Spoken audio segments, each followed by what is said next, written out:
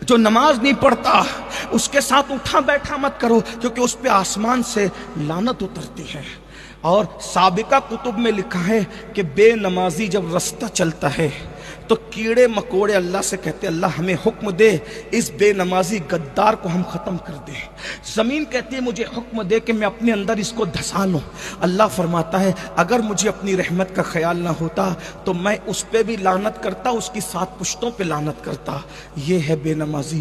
بے نمازی کو کہاں امان ملے گی؟ آج مسلمان کہتے ہیں پریشان ہے، بیٹی کو رشتے نہیں آتے، روزی کا مسئلہ، سب کہتے ہیں اب مسئلہ کیسے حل کرنا چاہتے ہو؟ تعویذ دو، دعا کرو۔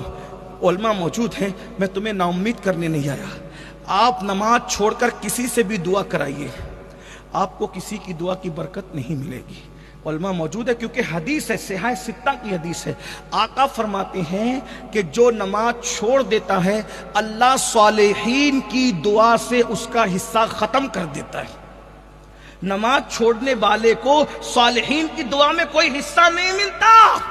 پھر آپ کیا کہتے ہو؟ پیر صاحب کی دعا میں اثر نہیں ہے۔ او اس کی دعا میں اثر ہے، تو اس کا اہل نہیں ہے۔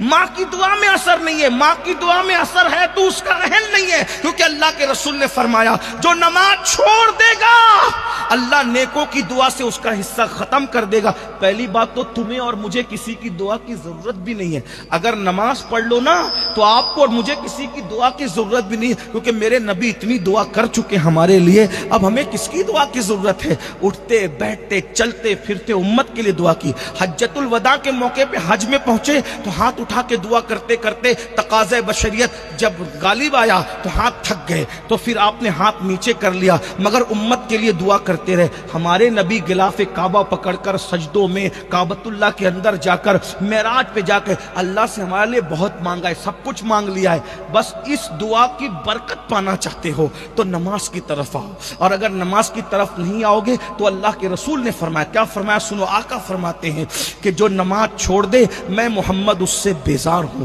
قیامت کے دن اس کا میرا کوئی وعدہ نہیں ہے، اس کے لیے میرا کوئی وعدہ نہیں ہے۔ میں اس بات پر آتا ہوں تو اپنے جوانوں سے کہتا ہوں اگر مجھے یہ پتا چل جاتا، جے پور کے لوگ یا سنی لوگ یا مسلمان مجھ سے کہتے کہ امین القادری تو ہم ایک ایک کے پیر کو پکڑ کر بول کہ ہم نمازی بن جائیں تو ہم نمازی بن جائیں گے، تو میں ایک ایک کے پیر پکڑ کے کہہ لیتا کہ نمازی بن جاؤ۔